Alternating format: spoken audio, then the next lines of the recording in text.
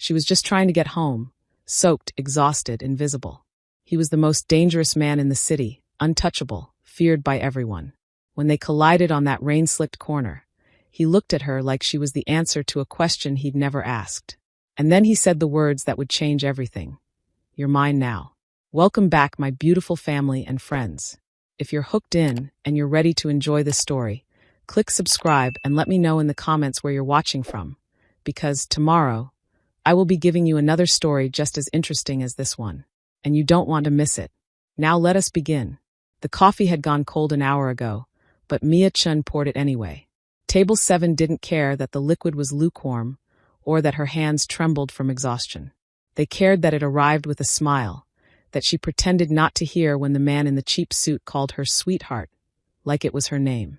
"Thanks, Han," he said, not looking up from his phone. She was invisible. After 6 years of waitressing, she'd perfected the art of disappearing while standing right in front of people. It was a survival skill. Smile, nod, fade into the background before they noticed the coffee stain on her apron or the fact that her shoes had holes worn through the soles. The Metro diner's fluorescent lights buzzed overhead, casting everything in a sickly yellow glow. It was 10:47 p.m., and Mia had been on her feet since 6 a.m. This was her second shift of the day.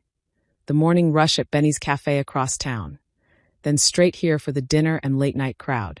She'd perfected the art of sleeping on the subway, 4-minute power naps between stops, her head against the vibrating window. Her phone buzzed in her pocket. She didn't need to check it to know it was her younger sister, Lily. Made it back to the dorm. "Thanks for the care package." "Love you." Mia's chest tightened. The care package had been ramen noodles, granola bars, and the last $40 from her tip jar. Lily was a junior at Columbia, studying biochemistry, brilliant and hopeful in ways Mia had forgotten how to be. Their parents had died 3 years ago, a drunk driver on the Cross Bronx Expressway, and Mia had made a promise at their funeral. Lily would finish college. Lily would have the life their parents dreamed of, even if it meant Mia had none at all. Miss. Mia snapped back to the present. Table 12 was waving, impatient. She forced her lips into that practiced curve, grabbed her notepad, and disappeared into the roll again. By the time her shift ended at 11:30, the rain had started. Not the gentle kind that whispered against windows, but the violent kind that punished the city, turning streets into rivers and drowning out every other sound. Mia stood under the diner's awning, staring at the downpour, calculating. The subway was 6 blocks away. She had one umbrella, broken, in her locker. Her jacket was more holes than fabric. She had $17 in tips and a morning shift at Benny's that started in 7 hours. She ran. The rain hit her like fists, cold and relentless. Within seconds, she was drenched, her hair plastered to her face, her shoes squelching with each step. The streets were empty, everyone with sense already home. She clutched her purse against her chest. Inside were her phone, her keys, the photo of Lily at high school graduation, and those $17 that would buy groceries tomorrow. She didn't see the corner coming. Didn't see the black SUV until it was too late. Across the city, in a warehouse that didn't exist on any official map, Dante Moretti watched a man bleed. "I asked you a question, Vincent." His voice was quiet. That was the thing about Dante. He never raised his voice. He never had to. Men twice his size cowered when he whispered, because everyone knew what came after the quiet. Vincent was on his knees, hands tied behind his back, face already swelling from where Dante's second-in-command, Marco, had encouraged him to talk. Blood dripped from his split lip onto the concrete floor, each drop echoing in the vast, empty space. "I didn't steal from you, Mr. Moretti. I swear." "You swear." Dante crouched in front of him, his tailored suit somehow untouched by the violence surrounding them. His dark eyes, almost black in the dim light, studied Vincent with the detached curiosity of a scientist examining a specimen. "You swear on what exactly?" "Your life.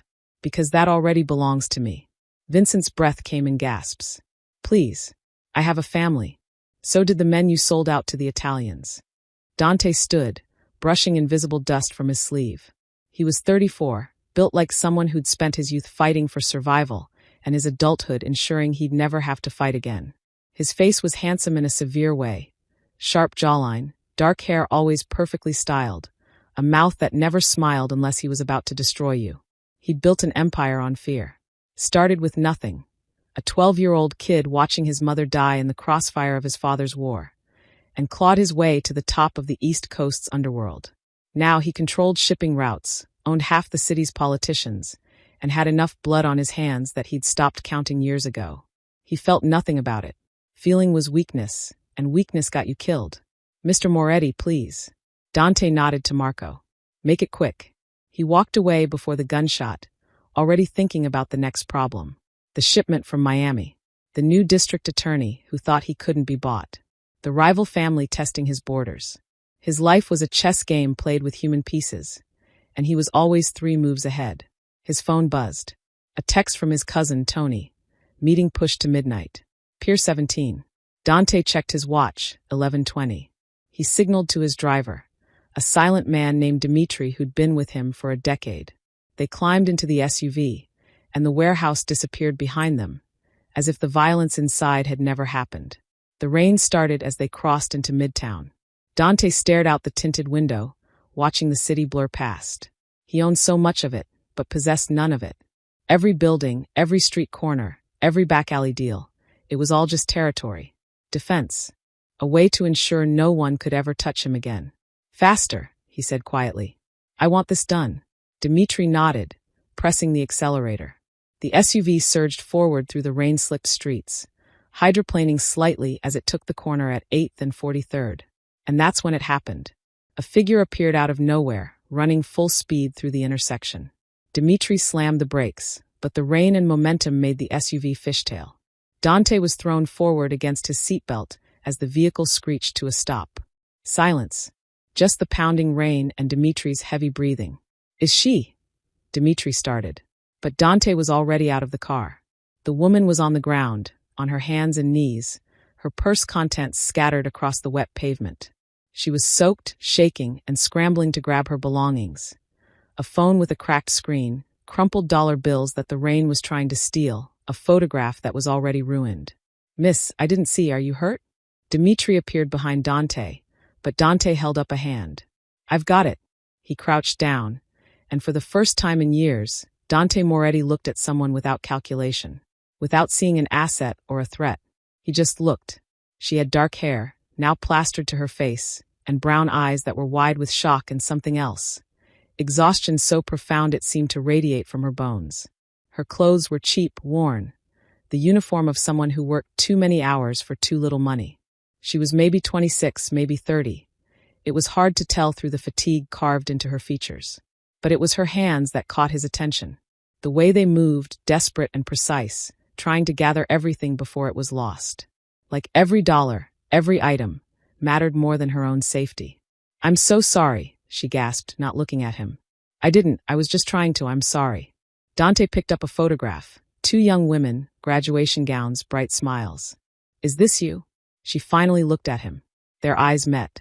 And something in Dante's chest, something he'd buried so deep he'd forgotten it existed, shifted. She wasn't beautiful in the way the women he usually encountered were beautiful. No designer clothes, no calculated seduction. She was real in a way that made his carefully constructed world feel like a stage set. She looked at him. Really looked. And he saw the exact moment she registered his expensive suit, the idling SUV with tinted windows, the quiet danger radiating from him. She should have been terrified. Most people were. Instead, her jaw tightened. That's my sister. Can I have it back? Not a plea. A demand, however soft. Dante found himself smiling. A real smile, not the predatory ones he used in negotiations. What's your name? Does it matter? She snatched the photo from his hand, shoved it in her purse. I'm fine. You can go. You ran into my car. Your car ran into me. She stood, wobbly but defiant. She was shorter than him by almost a foot, but somehow she didn't seem small. I need to go. I have to work in the morning. She tried to walk past him, but Dante's hand shot out, gripping her wrist. Not hard, just enough to stop her. I asked your name. Something flickered in her eyes. Fear, yes, but also anger. At the audacity. At the entitlement. At one more person in one more moment treating her like she didn't matter. Mia, she said through gritted teeth. Mia-chan. Now let go. He did. Immediately. He wasn't used to that, being moved by someone else's discomfort. But something about the way she said it, the exhausted fury in her voice, made him step back. She hurried past him, into the rain, disappearing down the street. Dante stood there, rain soaking through his suit, watching her go. Dimitri cleared his throat. "Sir?"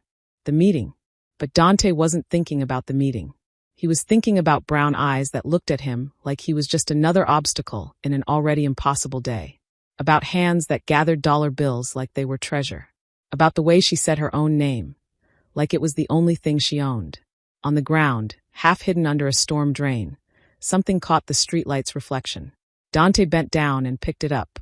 A driver's license. Mia Chun. Address in Queens. Date of birth. March 15th, 1999. He pocketed it, ignoring Dimitri's questioning look. "The meeting can wait," Dante said quietly, climbing back into the SUV. "I want you to find out everything about Mia Chun.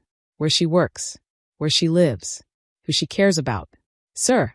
Dante stared out the window, at the empty street where she'd disappeared. "I'm going to see her again." It wasn't a prediction. It was a promise.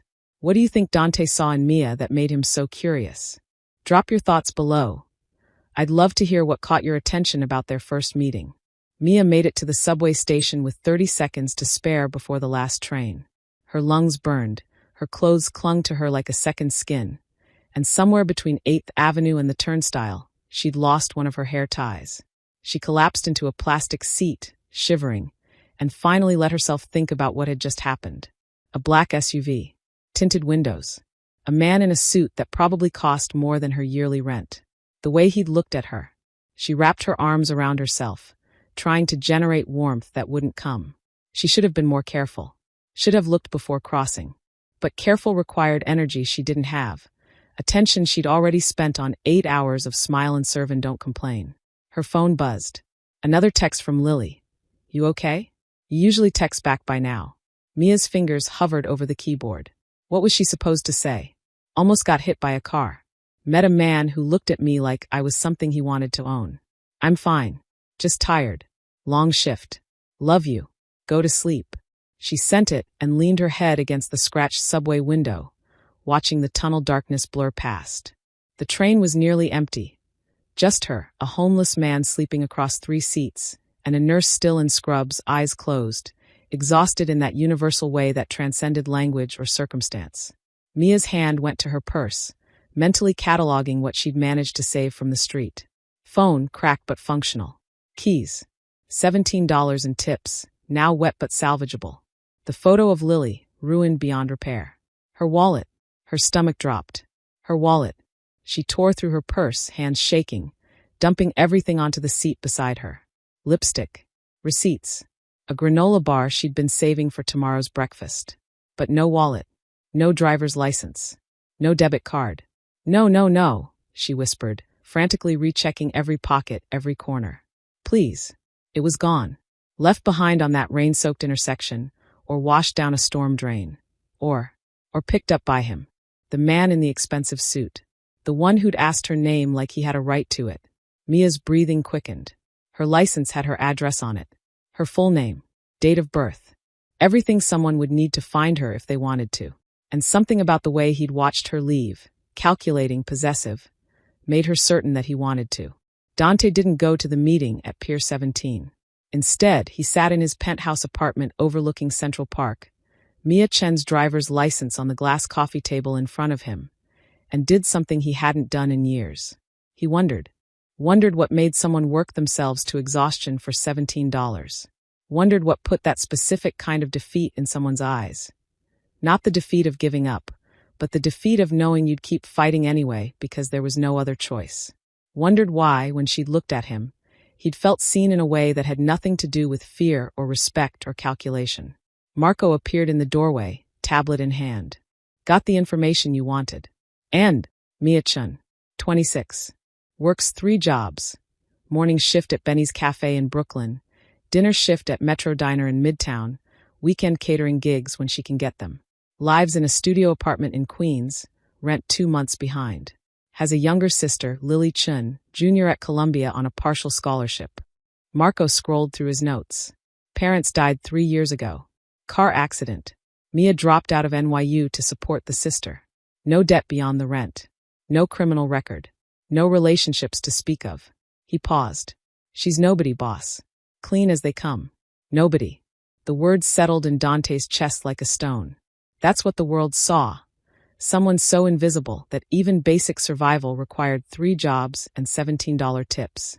But Dante had built an empire on seeing what others missed, on recognizing value in the overlooked, leverage in the desperate, opportunity in the invisible. And Mia Chun, exhausted and defiant in the rain, was not nobody.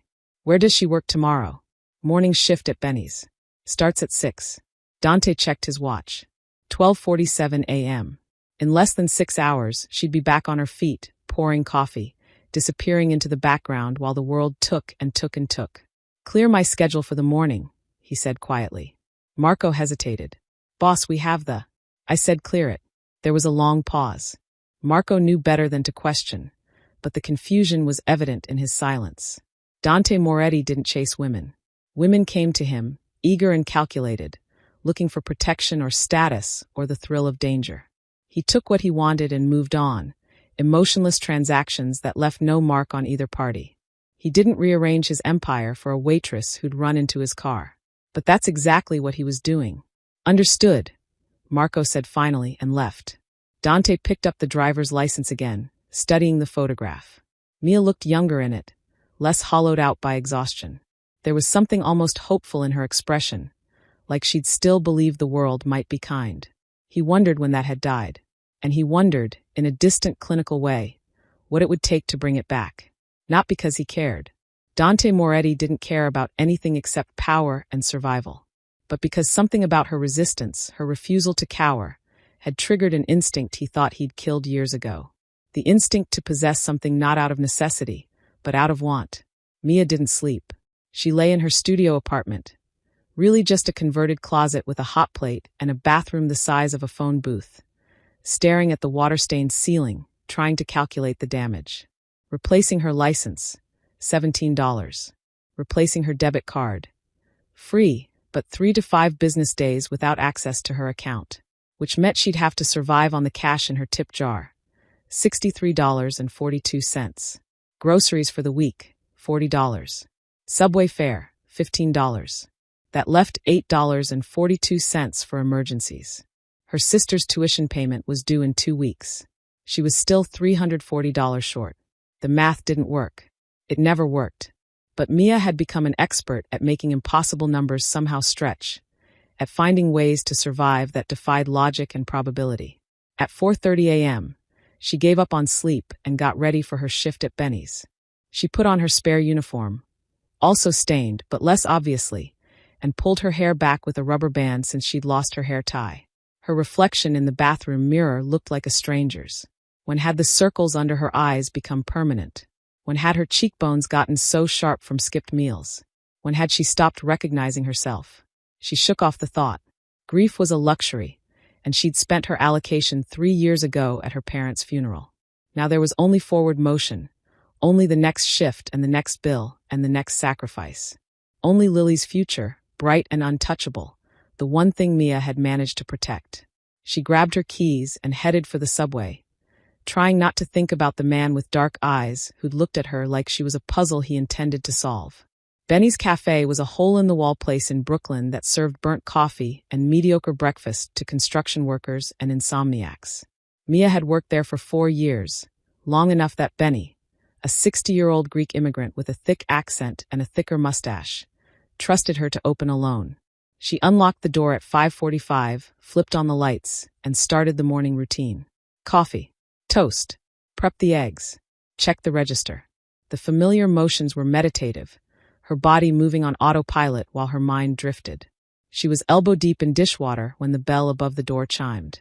"We open at 6, she called without turning around. "Give me 2 minutes. "I can wait." Mia froze. That voice, quiet, controlled, with an edge that suggested violence, was always 1 word away. She turned slowly, water dripping from her hands. The man from last night stood in the doorway of Benny's Cafe, looking completely out of place in his tailored charcoal suit. He was even more imposing in the harsh fluorescent light, tall, broad-shouldered, with the kind of presence that made the small space feel smaller. And he was staring at her with that same unsettling intensity. You, Mia breathed. Me. He stepped inside, closing the door behind him. The bell chimed again, cheerful and oblivious to the tension crackling between them. You left something behind last night. He pulled her wallet from his jacket pocket and set it on the counter between them. Mia's heart hammered. Relief and terror fought for dominance. You came all the way here to return that. Among other things. What other things? Dante tilted his head slightly, studying her the way a collector might study a rare artifact. To see if you were real. Real. If you really work 3 jobs. If you really look that exhausted every day. If you really run through the rain because you can't afford an umbrella that works. He moved closer to the counter, and Mia instinctively stepped back. Turns out you do. The pieces clicked into place. The specificity of his knowledge. The fact that he'd known exactly where to find her. You had me investigated. I did. No apology. No excuse. Just simple acknowledgement. Mia's hands curled into fists. Who the hell do you think you are? Someone who knows you're 2 months behind on rent. Someone who knows your sister's tuition is due in 2 weeks and you're $340 short. Someone who knows you haven't eaten a real meal in 4 days because you gave your food budget to Lily for textbooks. He leaned against the counter, casual, like they were discussing the weather. I'm someone who can make all of those problems disappear. The words hung between them, heavy with implication. Mia's throat tightened. In exchange for what? Dinner. She blinked. What? Have dinner with me. Tonight. 1 meal. If you still want nothing to do with me afterward, I'll disappear. But your sister's tuition gets paid either way. He pushed off the counter, moving toward the door. Think about it. I'll send a car at 7. I didn't say yes. Your address is 2247, Queens Boulevard, apartment 3B. The car will be there at 7. He paused at the door, glancing back. And Mia, you should say yes. Because whatever you think I am, whatever I make you feel. His eyes locked onto hers, dark and absolute. You felt something last night when we met. Curiosity. Recognition. Something that told you I see you when everyone else looks right through you. The door chimed as he left. Mia stood frozen, her heart racing, her mind spinning. He was right. God help her, he was right. For the first time in 3 years, someone had looked at her and seen past the uniform, past the exhaustion, past the invisibility she'd wrapped around herself like armor. And that terrified her more than anything else. Here's the question that's probably on your mind. Should Mia trust him?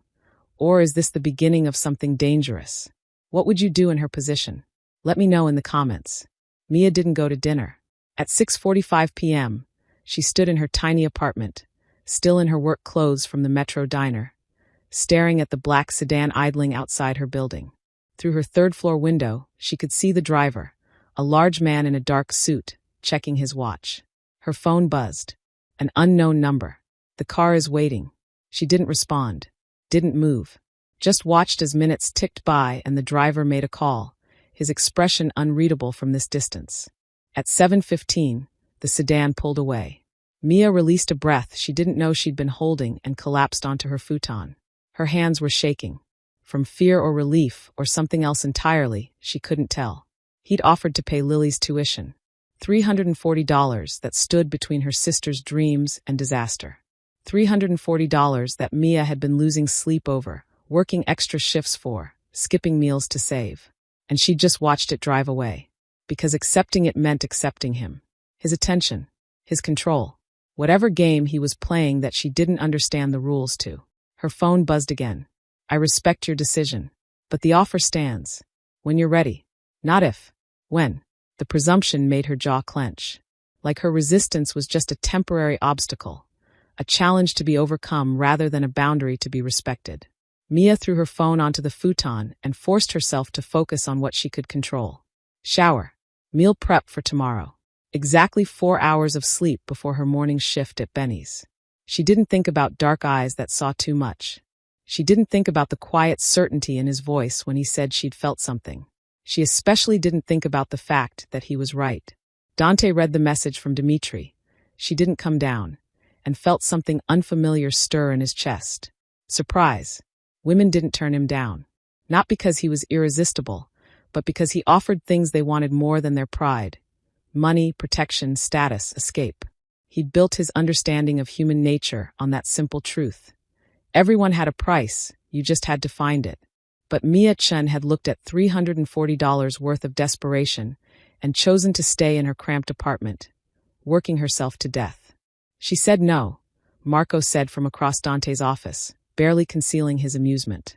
When's the last time that happened? It hasn't.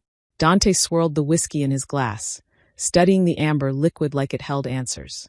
Which means I miscalculated. Maybe she's not interested. She's interested. Dante had seen it in her eyes at the cafe that morning. The flash of something that wasn't quite fear, wasn't quite attraction, but lived in the dangerous space between. She's just more stubborn than I expected. So what's the play? Dante set down his glass. I wait. Let her think she won. Let her go back to her impossible routine, her 3 jobs, her slow collapse under the weight of it all. He stood, moving to the floor-to-ceiling windows that overlooked the city. And then I'll be there when she needs help again. Because she will. It wasn't cruelty. It was patience. Dante had learned long ago that the best way to acquire something wasn't to chase it. It was to make it come to you. In the meantime, he continued, I want eyes on her. Not intrusive. Just present. Make sure she's safe. Marco raised an eyebrow. You're assigning protection detail to a waitress? I'm protecting an investment.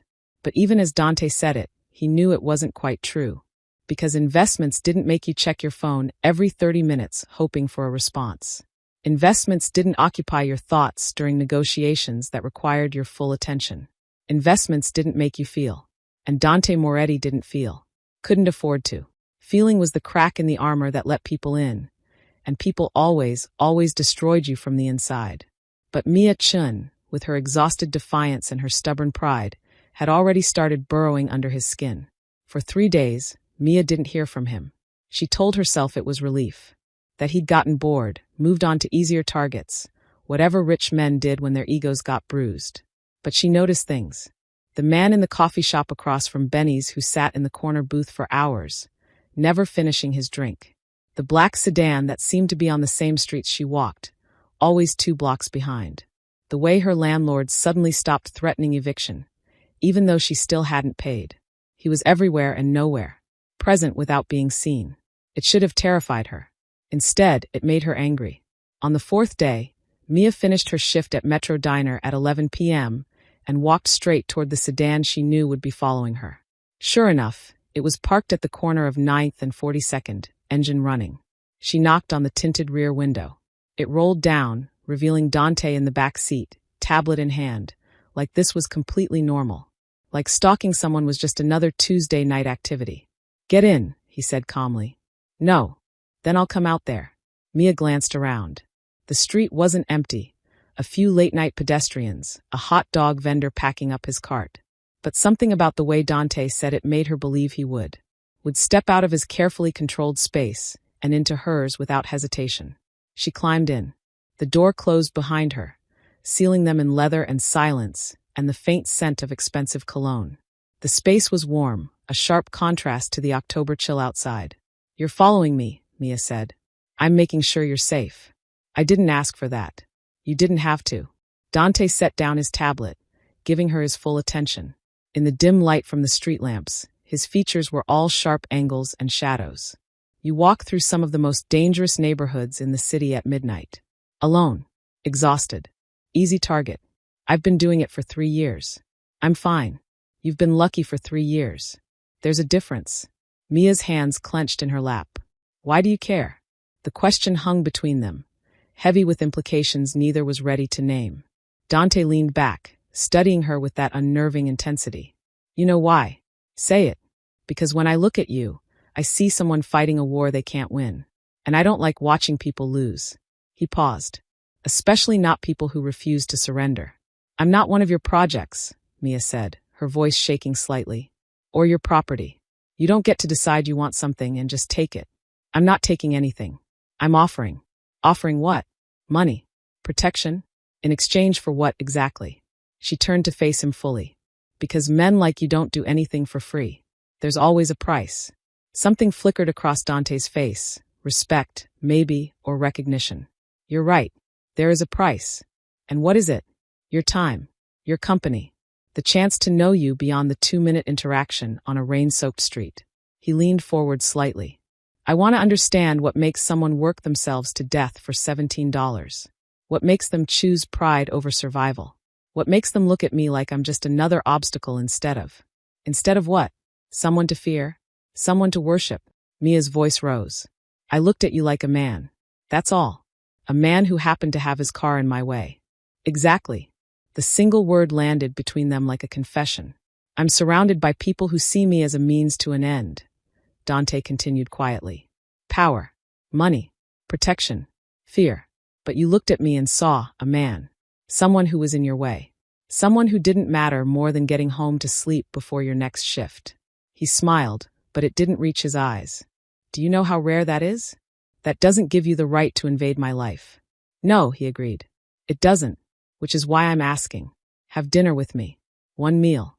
Let me get to know the person behind the exhaustion. And if you still want me gone after that, I'll disappear. No more protection detail. No more following. No more offers. And Lily's tuition? Gets paid regardless. Consider it an apology for the inconvenience of having my car in your way. Mia wanted to say no.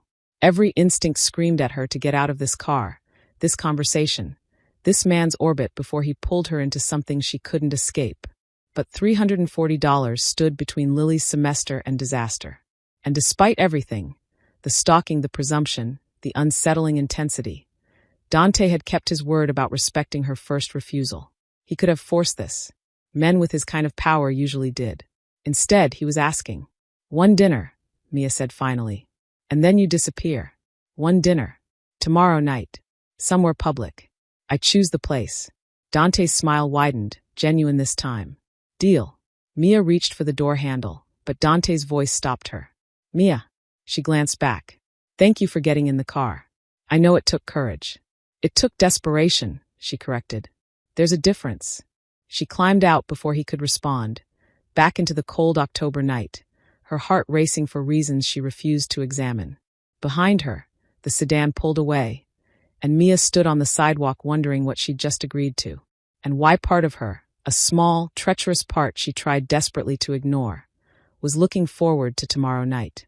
Dante watched her walk away through the tinted window, and for the first time in 15 years, he felt something close to anticipation. Not the cold satisfaction of a deal closing. Not the predatory pleasure of acquiring an asset. Just wanting to see her again. Wanting to hear her speak, watch her expressions, understand the mind behind those tired eyes. She said yes, Marco observed from the front seat. She did. You're in dangerous territory, boss. Dante knew what Marco meant. In their world, attachment was liability. Caring about someone gave your enemies a target, gave fate a cruel joke to play, gave the universe ammunition to destroy you. His mother had been his father's only weakness, and she'd died because of it. But as Dante watched Mia disappear into the subway station, shoulders squared despite her exhaustion, he couldn't bring himself to care about the danger. For the first time in years, he wanted something that wasn't about power or survival or empire.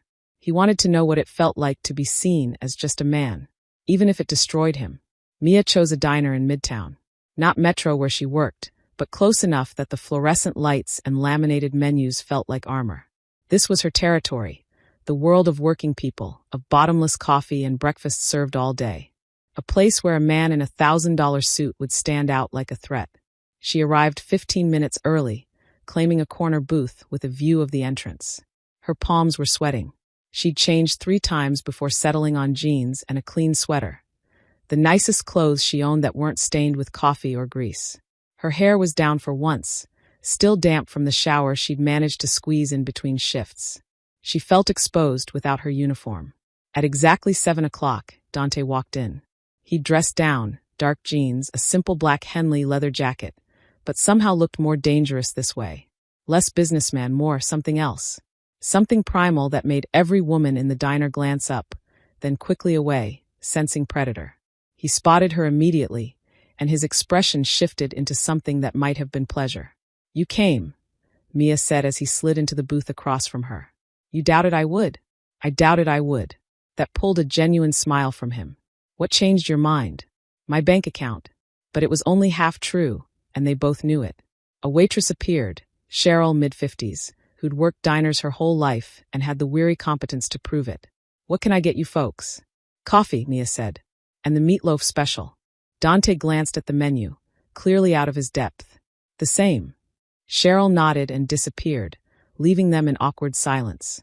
You don't eat at places like this, Mia observed. No. Dante folded his hands on the table.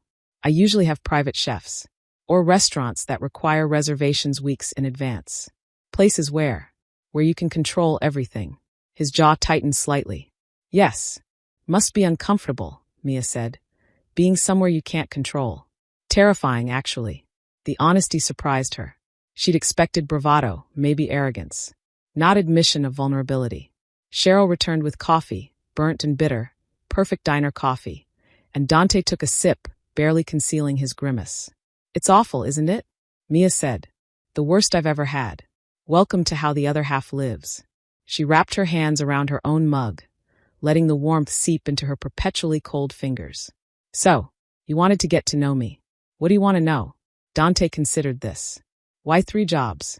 My sister's tuition. Our rent. Food. The basics. You could get one better paying job. With what credentials? I'm a college dropout with 6 years of waitressing experience. This is the best I can do. She met his eyes. Not all of us have empires to inherit. I didn't inherit anything, Dante said quietly. I built it. From nothing. Nothing. Less than nothing. From a childhood in Brooklyn tenements where gunshots were the lullaby. From watching my mother die when I was 12 because she was in the wrong place at the wrong time. From foster homes and street corners and doing things I'm not proud of to survive. His voice was flat, emotionless, like he was reciting facts about someone else. So when you say I don't understand struggle, you're wrong. I just found a different way out of it. Mia studied him, seeing past the expensive clothes and controlled demeanor to the boy he must have been. Scared, angry, determined to never be powerless again. I'm sorry, she said. About your mother. Don't be. It was 22 years ago. Grief doesn't have an expiration date. Something flickered in his eyes. Recognition, maybe, or pain he'd learned to bury so deep it only surfaced in unguarded moments. No, it doesn't. Cheryl returned with their food, breaking the tension. The meatloaf was exactly what diner meatloaf should be. Overseasoned, slightly dry, smothered in gravy. Comfort food for people who needed comfort they couldn't afford elsewhere. They ate in silence for a moment, and Mia found herself relaxing slightly. He wasn't what she'd expected. Yes, there was danger radiating from him like heat from asphalt in summer. Yes, everything about him screamed control and power and violence barely leashed. But underneath, she sensed something else. Loneliness. The kind that came from building walls so high that even you couldn't remember what it felt like on the other side. Your sister, Dante said. Lily. Tell me about her. Mia's face softened immediately. She's brilliant. Like, genuinely brilliant. Biochemistry major, 3.9 GPA. Already has professors wanting her for research positions. She's going to cure diseases, or discover something that changes the world. I know every sibling thinks that, but with Lily it's actually true. You're proud of her. She's the only thing I've done right. Mia pushed food around her plate. When our parents died, everyone expected us to fall apart. Expected Lily to drop out. Expected me to crumble. But I made a promise at their funeral. Lily gets her degree. Lily gets the life they dreamed for her. Whatever it takes. Even if it destroys you, I'm not being destroyed. I'm surviving. There's a difference between surviving and living, Dante said quietly. Mia's laugh was bitter. Rich coming from someone who's built an empire on fear. You're right. I survived too. We're more alike than you want to admit. Before Mia could respond, her phone buzzed. She glanced at it, and her face went white. What is it? Dante asked, instantly alert. I have to go. She was already sliding out of the booth, hands shaking as she tried to gather her things. Mia, what happened? She showed him the text. From Lily, Mia, I'm scared. There are men outside my dorm. They say I need to call you. They know your name. Please call me back. Dante's expression went cold, dangerous. Does your sister owe money to anyone? No. She doesn't even have a credit card. I handle everything. Mia's breath caught. Oh God. The loan sharks. What loan sharks? 6 months ago, I needed money for her textbooks. I was desperate. I borrowed from someone I shouldn't have. But I paid it back. All of it. With interest. How much? $800. Dante's jaw clenched. That's not how they work. You paid the principal, but there are always additional fees. Collection charges. Protection costs. They bleed you forever. He stood, pulling out his phone. Which family? I don't know. Some guy named Vinny. He works out of a pawn shop in Queens. Vinny Ragazzino. Small time but vicious. Dante was already texting someone. He's not connected to the major families, which means he doesn't follow the rules. Mia's voice broke. They're going to hurt her. No, they're not. Dante's hand closed around her wrist. Gentle but firm. Because I'm going to handle this. Right now. I can't ask you to. You're not asking. I'm offering. He guided her toward the door. Dimitri. The driver appeared from the sedan outside, moving with military precision. We're going to Columbia. Now. And call Marco. Tell him to bring 5 men to the Northwest dorm building. Armed but discreet. Dante turned to Mia. What's Lily's dorm number? Hartley Hall, room 412. They climbed into the sedan, and Dimitri pulled away from the curb with controlled urgency. Mia's hands wouldn't stop shaking. She tried Lily's number 3 times, but it went straight to voicemail. She's not answering, Mia whispered. What if they already? They haven't. Dante's voice was absolute certainty. They're not stupid enough to hurt a Columbia student on campus. Too much attention. They're using her to get to you. Why? I paid them back. Because Vinny knows you're desperate. Knows you'll do anything for your sister. It's leverage. His eyes met hers. But he made one mistake. What? He touched something that's under my protection. I'm not under your protection. We've had one dinner. You got into my car. You asked for help, even if you didn't mean to. That makes you mine to protect. His voice softened slightly. And I protect what's mine. The possessiveness should have frightened her. Should have triggered every warning bell about controlling men and dangerous situations. Instead, for the first time in 3 years, Mia felt safe. They reached Columbia in 12 minutes. A drive that should have taken 30. Marco and 5 large men in dark suits were already waiting outside Hartley Hall, their presence causing students to give them wide berth. Northwest entrance, 2nd floor landing. Marco said quietly to Dante. 3 men. One's holding the girl's phone. She's not with them, probably in her room, door locked. Smart girl, Dante murmured. He turned to Mia. Stay with Dimitri. She's my sister, which is exactly why you stay here. I can't focus on Vinny's men if I'm worried about you. His hand cupped her face, thumb brushing her cheekbone in a gesture so tender it stole her breath. Trust me. I'll bring her down safely. Mia wanted to argue, wanted to storm in there herself. But she saw the cold calculation in Dante's eyes. The shift from the man who'd struggled with diner coffee to the predator who'd built an empire on violence. Don't hurt her, she whispered. I won't let anyone hurt her, including my own men. He nodded to Marco. Let's go. Mia watched from the car as Dante and his men entered the building. Students scattered, sensing danger even if they couldn't name it. Minutes crawled by like hours. He'll handle it, Dimitri said quietly from the driver's seat. Boss doesn't fail when he decides to protect someone. How many people has he protected? Before tonight? None. Dimitri met her eyes in the rearview mirror. You're the first person he's cared about in 15 years. Since his mother died. The words settled over Mia like a weight she didn't know how to carry. Inside the building, Dante climbed the stairs with Marco flanking him. The 3 men on the landing saw them coming and straightened, hands moving toward weapons. But they froze when they recognized Dante. Mr. Moretti, the leader, a stocky man with prison tattoos, stammered. We didn't know this wasn't.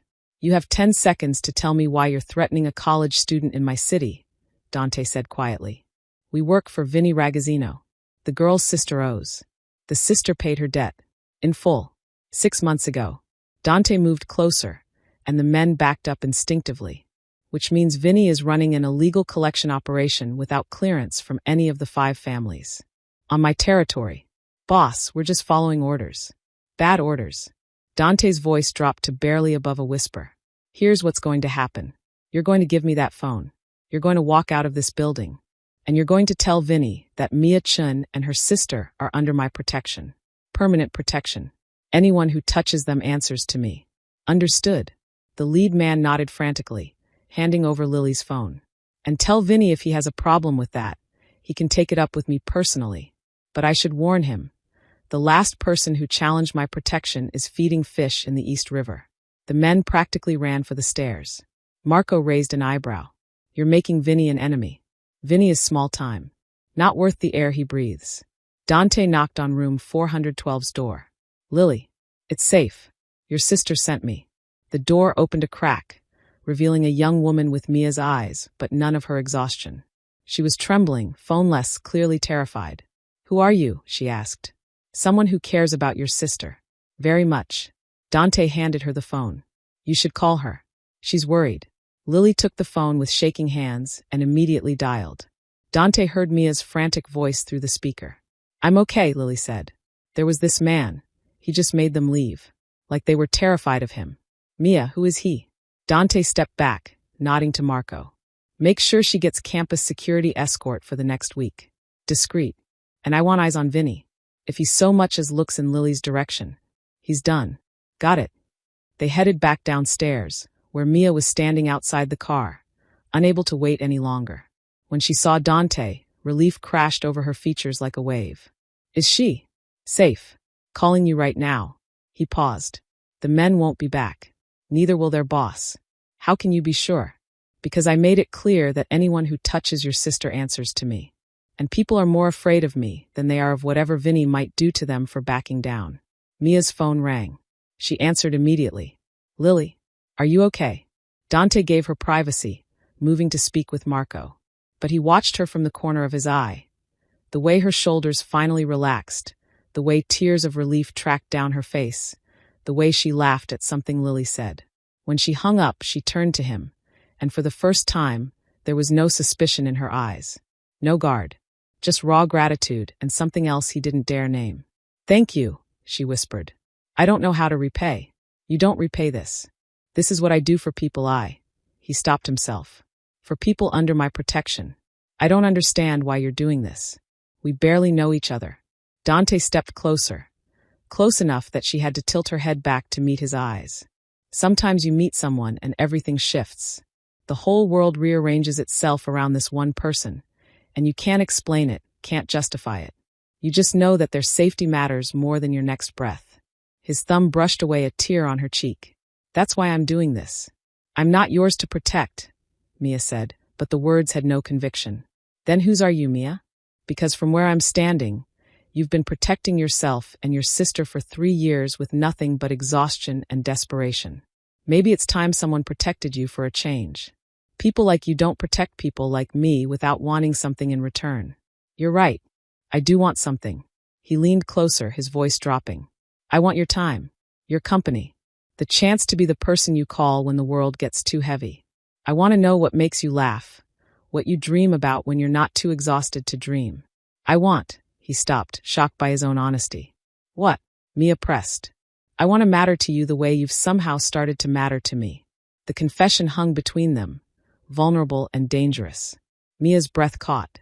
This is crazy. We met 4 days ago. I know. You're a criminal. You hurt people. You built an empire on violence. I know that too. I should run. Should tell you to leave me alone and never come back. Probably. Dante's hand moved to cup her face. Are you going to? Mia looked up at him. This dangerous, powerful man who'd just upended his world to save her sister. Who'd asked instead of demanded. Who looked at her like she was the answer to every question that mattered. No, she whispered. I'm not. And then she did something that terrified her more than anything Vinny's men could have done. She leaned into his touch, letting herself be held by someone for the first time in 3 years. Letting herself trust that maybe, just maybe, not everyone who offered help wanted to destroy her in return. Over the next 2 weeks, Dante became part of Mia's life in ways she couldn't have predicted. He didn't insert himself aggressively, didn't demand her time or show up uninvited. Instead, he appeared in the margins, coffee waiting for her before her shift at Benny's, always the exact order she preferred. A text during her break at Metro Diner asking if she'd eaten. The discovery that her rent had been paid, not just for this month, but for the next 6. You have to stop doing this, Mia told him one evening as they sat in his car outside her apartment. It had become their routine. After her late shift, he'd be waiting, and they'd talk for an hour before she went upstairs. Doing what? Paying for things. Fixing my problems. I can handle my own life. I know you can. You've been doing it for 3 years with no help. Dante turned to face her. But why should you have to? Why does asking for help feel like failure to you? Because accepting help means owing someone. And owing someone means they have power over you. Is that what you think this is? Me trying to control you? Mia's hands twisted in her lap. I don't know what this is. Then let me tell you. Dante shifted closer. This is me trying to make your life easier. Not because I want something in return, but because watching you work yourself to death makes me feel. He stopped, searching for words. It makes me feel like I'm failing. Like all this power and money and influence is worthless if I can't use it to help one person who actually deserves it. I don't deserve special treatment. You deserve so much more than you allow yourself to have. The words settled between them, heavy with meaning. Mia had spent 3 years in survival mode, convinced that wanting anything beyond basic necessities was selfish, that her own comfort mattered less than Lily's future. But Dante looked at her like she mattered most of all. Tell me something, he said quietly. Something you've never told anyone. Mia hesitated. Vulnerability was dangerous. It gave people ammunition, showed them where you were weak. But hadn't he already shown her his own vulnerabilities? The dead mother, the violent childhood, the admission that he was terrified in that diner, out of his controlled environment. I'm angry, she said finally. All the time. At my parents for dying. At drunk drivers who walk away from accidents. At a world that demands I work 3 jobs just to keep my sister in school. At myself for not being stronger, smarter, better. Her voice cracked.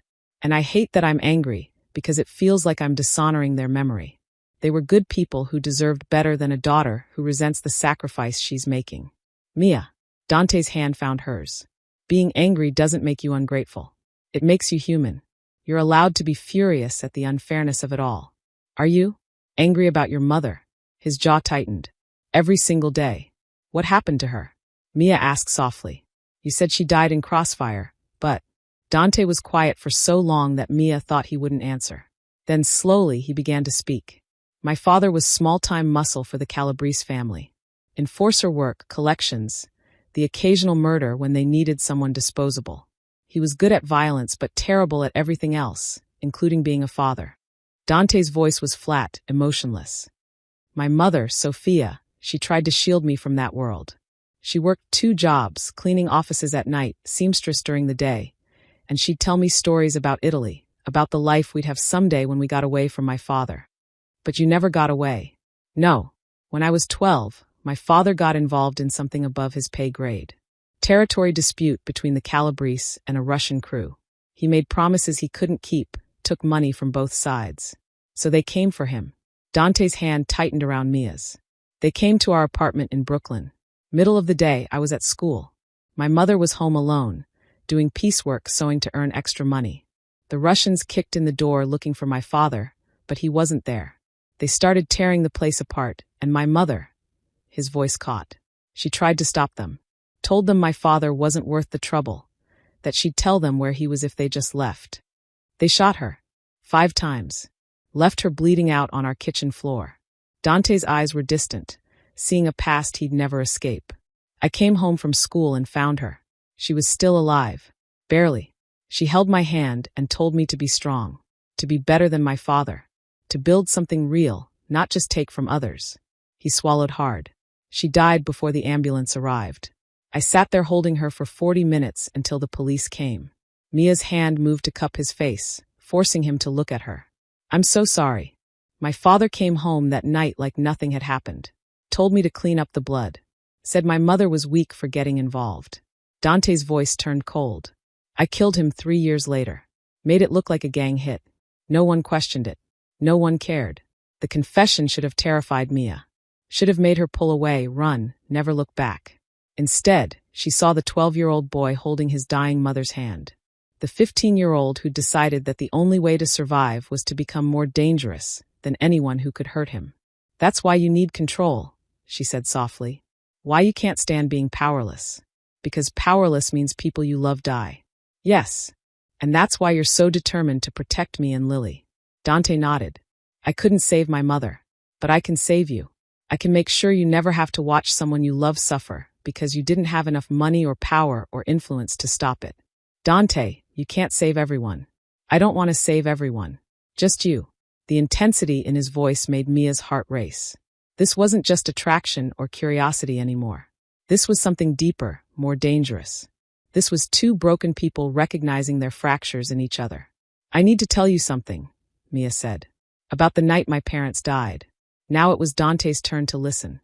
It was 3 years ago, October 15th. Lily had just gotten accepted to Columbia, and we were celebrating at this little Italian restaurant in Queens. My parents were so happy.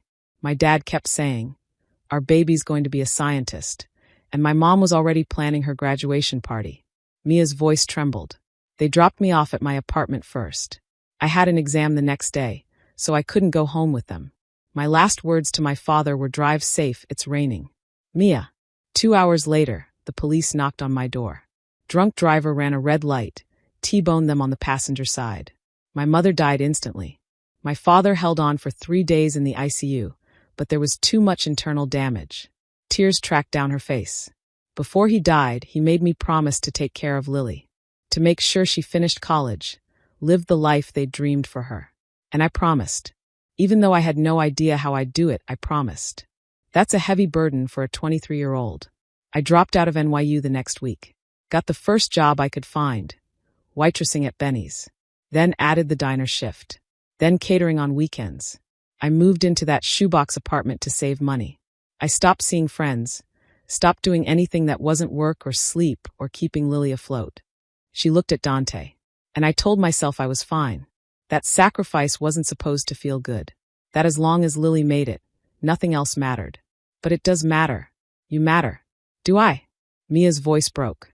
Because some days I look in the mirror and I don't recognize myself. I'm 26 years old, and I feel ancient. I'm so tired, Dante. So tired of being strong and invisible and alone. And then you showed up, and suddenly I feel seen for the first time in 3 years, and that terrifies me. Why? Because what happens when you get bored? When you realize I'm just a broke waitress with nothing interesting to offer? What happens when you move on to the next shiny thing, and I'm left even more broken than before? Dante pulled her close, and Mia let herself lean into him, breathing in the scent of expensive cologne and leather and something uniquely him. "I'm not going anywhere," he murmured against her hair. "You think I do this for everyone? Show up at diners, pay rent, threaten loan sharks? I built walls around myself for 22 years. I let no one in, felt nothing, needed no one. And then you crashed into my life, literally, and suddenly those walls didn't seem worth maintaining anymore. I'm scared. So am I." He pulled back to look at her. "I've done terrible things, Mia. I've hurt people, killed people, built an empire on fear and violence. I'm not a good man. I know. But with you, I want to be. I want to be the man my mother thought I could become before the world turned me into this." His thumb brushed her cheek. "You make me want to be worthy of the way you look at me. How do I look at you? Like I'm just a man, not a monster, not a weapon, just a man who might deserve kindness if he tries hard enough." Mia's breath caught, because he was right. Despite everything, the violence, the criminal empire, the danger that radiated from him like heat, she did see him as human, flawed and broken and trying, just like her. "I have something to show you," Dante said suddenly. "Somewhere I've never taken anyone. Will you come with me?" It was nearly midnight. Mia had a shift at Benny's in 6 hours. Every logical part of her screamed that she should go upstairs, sleep, maintain the careful routine that kept her functioning. But logic hadn't kept her warm for 3 years. Logic hadn't made her feel alive. "Yes," she said. Dante drove them to Brooklyn, to a neighborhood that had clearly seen better decades. They stopped in front of a small garden tucked between 2 apartment buildings. The kind of community space that survived through stubborn hope rather than city funding. "This was my mother's favorite place," Dante said as they walked through the gate. "She'd bring me here after school and we'd sit on that bench," he pointed to a weathered wooden bench under a willow tree. "And she'd tell me about her childhood in Sicily, about gardens that went on for miles, about the smell of lemons and rosemary, about a world that was beautiful instead of brutal." They sat on the bench. Mia could imagine a younger Dante here, before violence hardened him, listening to his mother's stories and believing in beauty. "After she died, I couldn't come back here for 10 years, Dante continued. "Too painful. But eventually, I bought the buildings on either side, made sure the garden was maintained. It's the only place in the city where I feel, peaceful. Why did you bring me here? Dante turned to face her, and in the dim light from the street lamps, his expression was raw, unguarded. Because you asked what this is between us. And I need you to understand. He took her hand. This isn't just attraction or curiosity, or even just protecting you. This is me standing in the place I loved most with my mother and saying, you belong here. In the parts of me I've kept locked away. In the spaces where I remember how to feel. Mia's heart hammered against her ribs. Dante, I'm falling for you, Mia. Have been since the moment you looked at me in the rain and demanded your sister's photo back like I was just another person in your way. And I know it's fast. I know we barely know each other. I know I'm dangerous and you're terrified and this probably won't end well. He cupped her face with both hands. But I'm falling anyway. And I need you to know that before we go any further. Mia should have pulled away. Should have protected herself. Should have remembered that powerful men were dangerous and love was a luxury she couldn't afford. Instead, she leaned forward and kissed him. It was soft at first, tentative testing. Then Dante's hands moved to her hair, and Mia pressed closer, and the kiss deepened into something desperate, like two drowning people finding air, like recognition after a lifetime of being invisible. When they finally pulled apart, both breathing hard, Mia whispered, I'm falling too. And it terrifies me. Good, Dante murmured against her lips. We can be terrified together. They sat in that garden for hours, sharing stories in silence, building something fragile and real in the space between their broken pieces. Neither of them knew that in 2 days, that fragile thing would shatter completely. The morning after the garden, Mia woke to sunlight streaming through her apartment window and the smell of fresh coffee. She bolted upright, disoriented. She never overslept. Her body was trained to wake at 5 a.m. regardless of when she'd gone to bed, an internal alarm clock forged by 3 years of relentless routine. But her phone showed 9:47 a.m. She'd missed her shift at Benny's. Panic flooded through her as she grabbed her phone, finding 3 missed calls from Benny and a text from an unknown number. I called your boss. Told him you were sick. Your shift is covered. Sleep, Mia. You've earned it. D. A second text followed. There's coffee and breakfast outside your door. Don't argue. Mia opened her door to find an insulated bag containing gourmet coffee, fresh croissants, fruit, and a note in bold handwriting, real food. Not granola bars or ramen. Eat. She should have been angry at the presumption. At him making decisions for her, calling her boss, disrupting her carefully maintained routine. Instead, she sat on her futon with the still warm coffee and cried. Because no one had taken care of her in 3 years. No one had noticed she was running on empty. No one had given her permission to rest. Until him. By the time Mia showered and actually ate a full breakfast, it was nearly 11. Her phone rang. Dante. You're awake, he said, and she could hear the smile in his voice. You got me fired, didn't you? No. I told Benny you had food poisoning and would be back tomorrow. He was surprisingly understanding when I mentioned I'd be happy to invest in his cafe if he needed capital for renovations. You bribed my boss so I could sleep in? I prefer to think of it as mutually beneficial networking. He paused. Are you angry? Mia considered. Was she? I should be. But you're not. No, she admitted. I'm grateful. And that scares me more than anger ever could. Why? Because I've spent 3 years not needing anyone. And suddenly I'm starting to need you. And what happens when? Don't, Dante interrupted gently. Don't catastrophize the future. Just be here. Now. With me. I have a shift at Metro at 4. Then we have 4 hours. Let me show you something. Another secret garden? Better. Trust me. Dante picked her up 30 minutes later in a different car. A sleek BMW instead of the imposing SUV. He was dressed casually again, and Mia realized she preferred him this way. Less armor, more human. Where are we going? She asked as they merged onto the highway. You'll see. They drove north out of the city, through suburbs that gradually gave way to countryside. Mia watched the landscape change through the window, feeling something tight in her chest slowly unwind. When was the last time she'd left the city? When had she last seen trees that weren't struggling to survive in concrete? After an hour, Dante turned onto a narrow road that led to a lake. Not a tourist spot. There were no crowds, no vendors, just quiet water reflecting autumn trees, and a small dock extending into the stillness. This is beautiful, Mia breathed. I bought this property 5 years ago. Was planning to build a house, but I could never bring myself to disturb it. So it just sits here, waiting. Dante led her down to the dock. Sometimes I come here when the city gets too loud. When I need to remember there's more to the world than territory and power and violence. They sat at the dock's edge, feet dangling over the water. The silence was profound. No traffic, no sirens, no constant hum of urban chaos. Just wind and water and the occasional bird. Thank you for this, Mia said softly. You don't have to thank me for giving you what you deserve. And what do I deserve? Dante turned to look at her, his dark eyes intense. Peace. Rest. Someone who sees you. Not the role you play or the sacrifices you make. But you, Mia, the woman who reads poetry on the subway between shifts. Who sends her sister encouraging texts even when she's exhausted. Who somehow manages to be kind in a world that's given her every reason to be bitter. How do you know I read poetry? I notice things. The book in your purse at the diner. The way your lips move sometimes when you're lost in thought, like you're reciting lines to yourself. Mia's breath caught. No one had ever paid that much attention to her. Not even people who'd claimed to love her. Pablo Neruda, she admitted. I found a collection at a used bookstore years ago. Reading his words makes me feel less alone. Read me something. Please. Mia didn't have the book with her, but she'd memorized her favorite poem years ago. She closed her eyes and recited. I want to do with you what spring does with the cherry trees. That's the whole poem. Just that one line. But it says everything, doesn't it?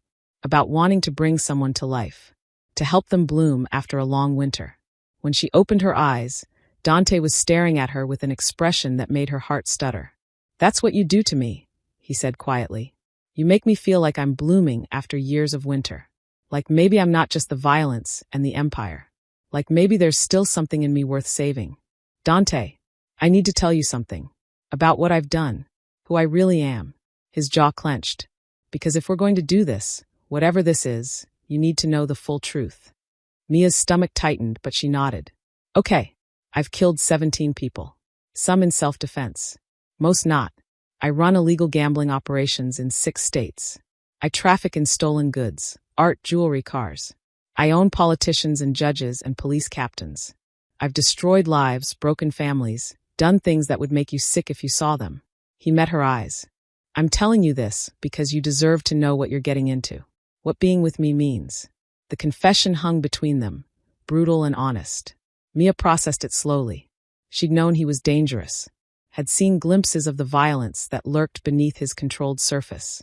But hearing it stated so plainly was different. Real. Are you still doing those things? She asked. Some. The gambling, yes. The politicians, yes. That's how power works in my world. The killing. He paused.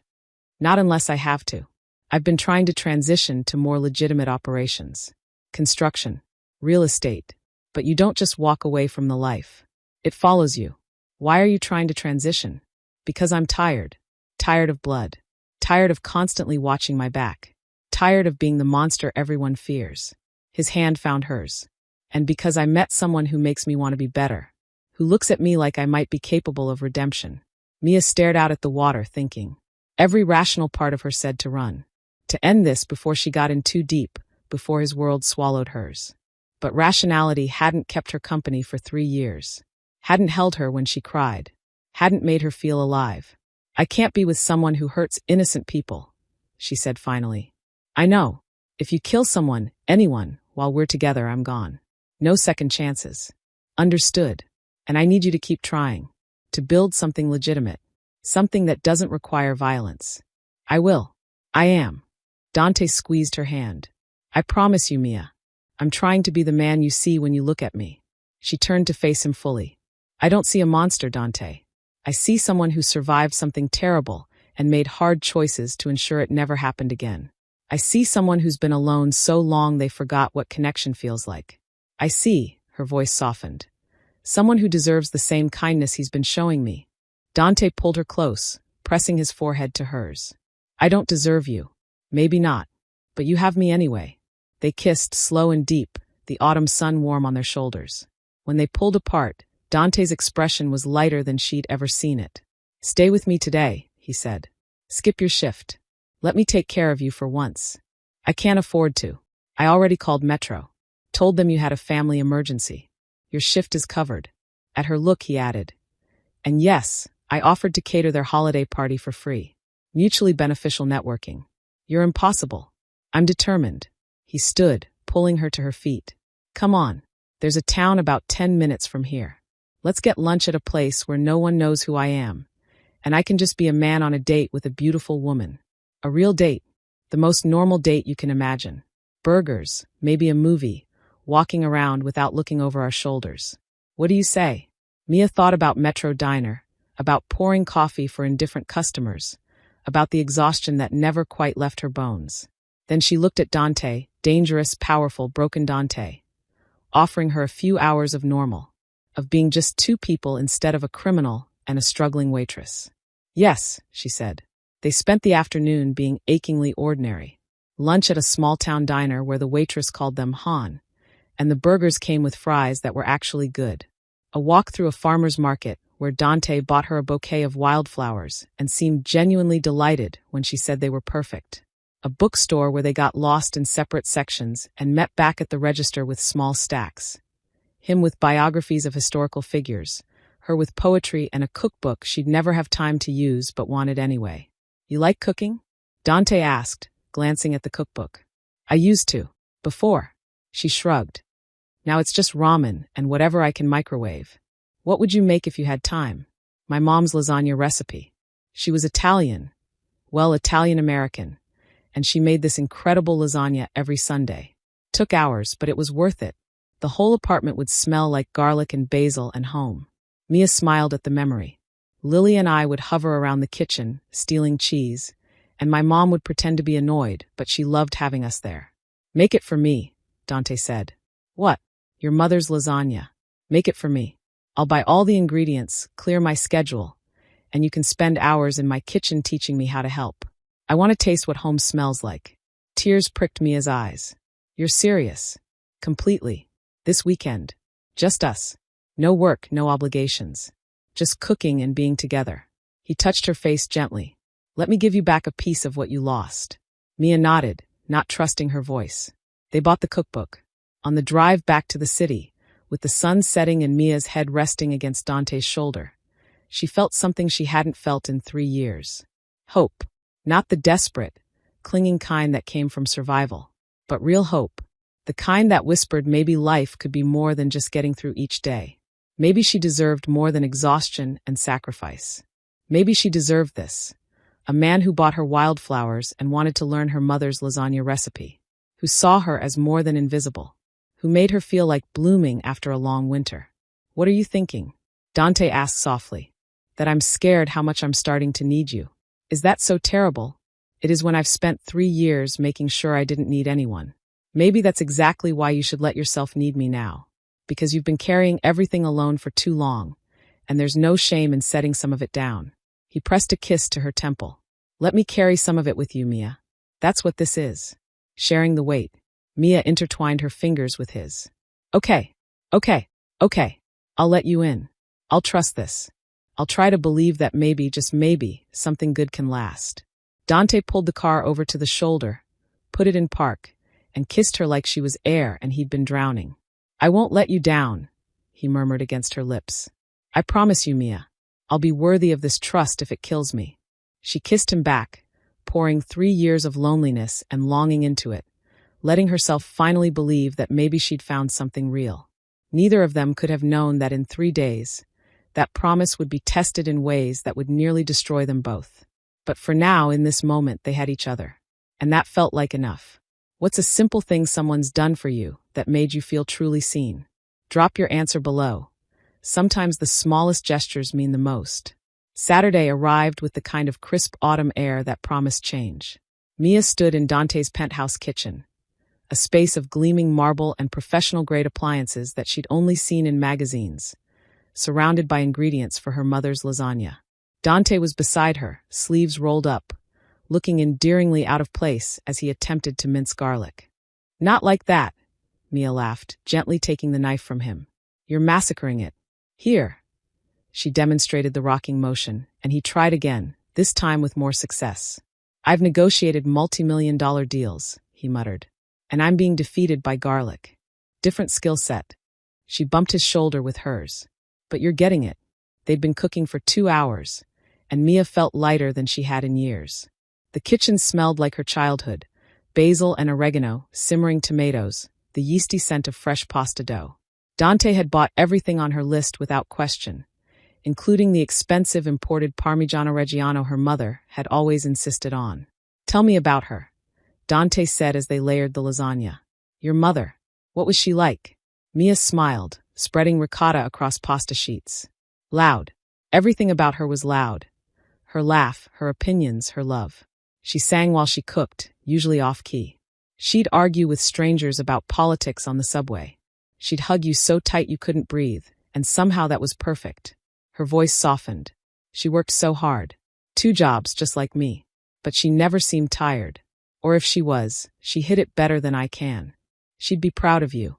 What you've done for Lily. I hope so. Sometimes I wonder if I'm doing it right. If she'd approve of the choices I've made." Dante's hand covered hers. "You kept your promise. You kept your sister safe and in school despite impossible odds. That's not just doing it right. That's extraordinary." They slid the lasagna into the oven, and Mia set the timer. 1 hour until dinner. They cleaned up together, falling into an easy rhythm. Dante washing, Mia drying, both of them stealing kisses between dishes. "I could get used to this," Mia admitted as they moved to the living room. Floor-to-ceiling windows showed Manhattan spreading out below them, the city glittering as evening approached. "Then move in with me." Mia froze, dish towel still in her hands. "What? Move in. Bring Lily if you want. I have 4 bedrooms. You could quit at least 1 job. Actually sleep. Have time to breathe." Dante moved closer. "I know it's fast. But Mia, I'm falling in love with you. And I want you here. Want to wake up next to you. Want to make you breakfast and hear about your day and hold you when the world gets heavy." Mia's heart raced. "Dante, His phone rang. He ignored it. It rang again. "You should get that," Mia said softly. Dante checked the screen and frowned. "Marco," he answered. "This better be important." Mia couldn't hear Marco's words, but she watched Dante's expression shift from annoyed to cold. The warmth drained from his eyes, replaced by something predatory and dangerous. "When?" Pause. "How many?" Another pause. "I'm on my way." He hung up and stood, already moving toward his bedroom. "I have to go. There's a situation." "What kind of situation?" "Business. I'll be back in a few hours." He was pulling on a different shirt now, this one black. Practical. The kind you wore when you expected violence. "Dante, what's happening?" He paused, and when he looked at her, she saw the criminal. Not the man who'd struggled with garlic. Not the man who'd asked her to move in. The cold, calculating predator who'd built an empire on fear. "Rival family hit one of my operations. 3 of my men are dead. This requires a response." Mia's stomach dropped. "What kind of response?" "The kind that makes sure it doesn't happen again. You're going to kill someone. I'm going to protect what's mine." "I told you," Mia's voice shook.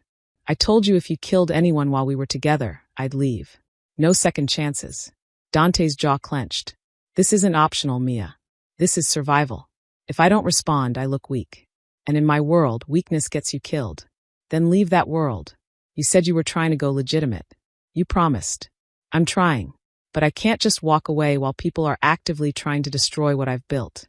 3 men died tonight. Men with families, with kids, because someone thought they could challenge me without consequences." He moved back toward her. "I don't want to do this. But I have to." "No, you don't. You choose to. There's always a choice. Not for me. Not in this life." Mia felt tears burning. "Then I can't do this." The words hung between them like shattered glass. Dante went very still. "What?"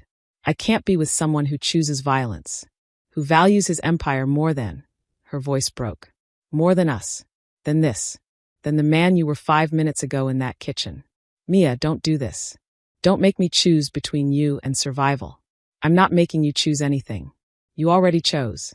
She grabbed her purse, the flowers he'd bought her yesterday still visible inside. "When your phone rang, you didn't even hesitate. Didn't even consider if there was another way. You just became him. The monster everyone fears. I told you who I was. I was honest about the violence, about what my world requires. And I told you my boundary. No killing. No innocent blood." Mia moved toward the door. "You're going out there tonight to end someone's life, and maybe they deserve it, Maybe they don't. But either way, I can't be part of that. I can't love someone who solves problems with murder. Dante followed her. So that's it. One situation and you're done. This isn't one situation. This is who you are. And I was naive to think I could love the man without accepting the monster. Tears streamed down her face now. I thought you were changing. Thought you wanted to be better. But the second your empire was threatened, you didn't even question it. Just grabbed your murder shirt and headed out the door. 3 men died tonight, Mia. Men who worked for me, who trusted me to protect them. What am I supposed to do? Send flowers. Hold a prayer vigil. Find another way. Talk to this family. Negotiate. Use your money or your influence or anything that doesn't involve more death. She was sobbing now. Because if you walk out that door tonight to kill someone, we're done. Permanently. Dante stared at her, something breaking in his expression. You're asking me to show weakness in a world where weakness is death. I'm asking you to be the man you were in the kitchen an hour ago. The man who was learning to mince garlic and talking about waking up next to me. That man doesn't need violence to survive. That man is strong enough to find another way. For a moment, Dante wavered. Mia saw the war in his eyes. The man versus the monster, love versus survival, the life he built versus the life he wanted. Then his phone rang again, and she watched him harden. Watched the vulnerability disappear behind armor, forged by 22 years of violence and loss. I have to go, he said quietly. Then go. But don't expect me to be here when you get back. Mia walked to the door, every step feeling like dying. Behind her, she heard Dante's ragged breathing, heard him say her name once, broken, desperate. But he didn't stop her. She took the elevator down 40 floors, her chest so tight she couldn't breathe. The doorman called her a cab, and she climbed in, gave her address in Queens through tears. As the cab pulled away, she looked back at Dante's building, at the penthouse where lasagna was still baking in the oven, filling his home with the smell of hers. Where a man who'd promised to be worthy of her trust had chosen his empire instead. Dante stood at his window, watching Mia's cab disappear into traffic. Marco appeared in the doorway. Boss, we need to move. Give me a minute. We don't have a minute. The Volkov brothers are expecting retaliation. If we don't respond now. I said give me a minute. Dante's roar echoed through the penthouse. Marco retreated. Dante pressed his forehead against the cold glass, his reflection staring back at him. Behind him, the kitchen where they'd laughed and cooked and been so effortlessly domestic. Where he'd felt, for a few hours, like a man instead of a weapon. His phone buzzed. A text from Dmitri. Volkov's location confirmed. We have a clean shot. Orders? 3 men were dead. Men who'd worked for him trusted him. The Volkov brothers had killed them to send a message. Dante Moretti was vulnerable. His territory could be challenged. If he didn't respond, the attacks would continue. Other families would see weakness. His empire, everything he'd built to ensure he'd never be that powerless 12-year-old again, would crumble. But if he responded, he'd lose Mia. The woman who looked at him and saw a man worth saving. The woman who made him want to be better. The woman who'd just walked away because he'd chosen survival over her. His fingers hovered over his phone. He could text Dmitri, stand down. We negotiate.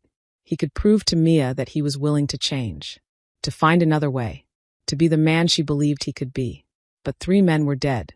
And in his world, letting that go unpunished was signing his own death warrant. Dante closed his eyes, and when he opened them, the decision was made. He texted Dmitri, proceed. Make it clean. I want this done in 30 minutes. Then he threw his phone across the room, where it shattered against the wall. Marco appeared again. Boss, it's handled. The Volkovs will be dead within the hour. Dante's voice was hollow. Get out. I need to be alone. What about? Get out. Marco left. Dante sank to the floor, back against the window, and let himself break. He'd chosen survival. Chosen the empire. Chosen violence over love. Just like he always did. Just like he always would. Because monsters didn't get happy endings. They got power and loneliness and blood on their hands. And Mia Chun, beautiful, stubborn, hopeful Mia, deserved so much better than a monster. Even if losing her felt like dying. Mia made it to her apartment before she completely fell apart. She collapsed on her futon, still in her coat, and sobbed. Great, gasping sobs that came from somewhere deep and primal. Grief for what they'd almost had. Fury at herself for believing he could change. Heartbreak so profound she couldn't breathe through it. Her phone rang. Lily. Mia almost didn't answer, but years of protective instinct made her pick up. Hey, she managed, voice wrecked. Mia? What's wrong? You sound. I'm fine. Just tired. You're not fine. What happened? A pause. Is this about that guy? The one who scared off those loan sharks. Mia hadn't told Lily about Dante. Hadn't known how to explain that she'd fallen for a criminal. That she'd let herself believe in something impossible. It doesn't matter. It's over. Then why do you sound like your heart's been ripped out? Because it has. Fresh tears came. I fell in love with someone I can't save, Lily. And I had to walk away before his world destroyed me. Lily was quiet for a moment. Did he hurt you? No. God, no. He was. Mia's voice broke. He was kind. And broken. And trying so hard to be better. But his past kept pulling him back, and tonight he chose it over me. I'm coming home. No. You have classes. Classes can wait. My sister needs me. The words made Mia cry harder. Because she'd spent 3 years being the strong one, the protector, the one who handled everything. And now Lily was offering to do the same for her. I love you, Mia whispered. I love you too. I'm catching the next train. I'll be there in an hour. They hung up, and Mia curled into herself, the smell of Dante's cologne still on her clothes. She'd done the right thing. She knew that. But right things weren't supposed to hurt this much. Weren't supposed to feel like losing the only person who'd seen her. Really seen her. In 3 years. Weren't supposed to feel like dying. In a warehouse across the city, the Volkov brothers died quickly. Dimitri's men were efficient. 2 bullets each. Clean. Professional. Marco called Dante with the confirmation. It's done, boss. Message sent. No one will challenge us for a while. Good, Dante said flatly. You okay? No, but I will be. It was a lie. They both knew it. Dante ended the call and stared at the kitchen where lasagna was burning in the oven, the smoke alarm finally shrieking to life. He didn't move to turn it off. Just sat there, letting the smell of something good burning fill his home. A perfect metaphor for everything he'd just destroyed. 3 weeks passed like open wounds. Mia went back to her routine, 3 jobs, impossible hours, exhaustion that felt permanent. But now everything reminded her of him. The coffee that appeared at Benny's those mornings. The streets where his car had followed her. The diner booth where they'd had their first real conversation. She'd blocked his number after the first 100 texts. Stopped reading the letters his driver tried to deliver. Avoided anywhere she might accidentally run into him. But she couldn't avoid the payments. Her rent. Paid 6 months in advance, just like before. Lily's tuition. Covered in full, including next semester. An envelope of cash that appeared in her locker at Metro Diner every week. Always exactly enough to cover her groceries and subway fare. He was taking care of her from a distance, respecting her boundary while refusing to let her struggle. It made her furious and heartbroken, and somehow loved in a way that hurt worse than his absence. You need to talk to him, Lily said one evening as they sat in Mia's apartment, sharing takeout. Lily had been visiting more often since the breakup, worried about her sister in ways she'd never had to be before. There's nothing to say. Mia, the man is clearly in love with you. And you're miserable without him. Love isn't enough when someone can't change. Did you give him a chance to? Or did you just run the second things got hard? Mia's head snapped up. He went out to kill people, Lily. That's not things getting hard. That's who he fundamentally is. Is it? Lily set down her chopsticks. Because from what you've told me, he was trying to go legitimate. Was building something different. And then his people got murdered and he responded the only way he knew how. She paused. I'm not saying what he did was right, but I am saying you gave him an ultimatum in the middle of a crisis instead of trying to help him find another way. I can't fix him. No one's asking you to fix him. But maybe you could stand beside him while he fixes himself. Maybe you could be the person who believes he's capable of change, instead of the person who leaves the second he stumbles. The words hit like a slap. Because they were true. Mia had run. Had been so terrified of getting hurt, of investing in someone who might destroy her, that she'd left at the first real test of their relationship. Just like she'd accused him of not fighting for them, she hadn't fought either. What if I go back and he doesn't change? Mia whispered. What if I give him another chance and he chooses violence again? Then you leave. For real this time. But at least you'll know you tried. Lily reached across the table, taking her sister's hand. You've spent 3 years being afraid to need anyone. And the first time you let someone in, you ran the moment it got scary. Don't you think you owe it to yourself, to both of you, to at least try? Dante had stopped sleeping. His penthouse felt haunted by the ghost of what they'd almost had. The kitchen where they'd cooked. The couch where they'd fallen asleep watching movies. The bedroom where he'd imagined waking up next to her every morning for the rest of his life. He'd burned the lasagna that night. Let the smoke alarm wail until Marco had broken in, thinking there was an emergency. There had been. Just not the kind Marco could help with.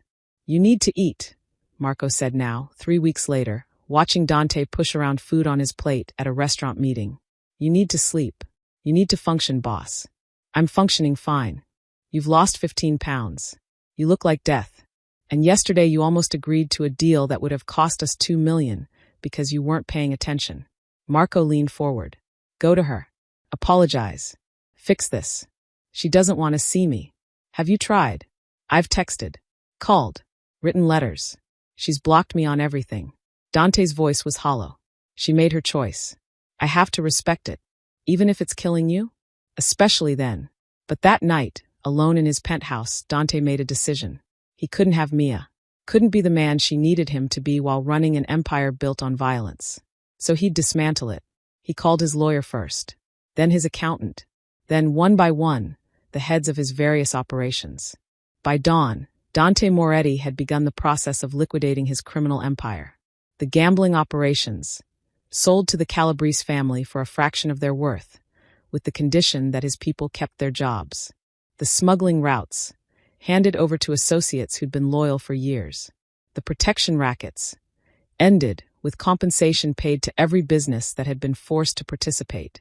You're giving away your kingdom, Marco said, watching Dante sign document after document. For a woman who won't even talk to you. I'm not doing it for her. I'm doing it for me. Dante set down his pen. She was right, Marco. I chose the empire over her because I was terrified of being powerless again. But you know what I realized? I'm more powerless now than I've ever been.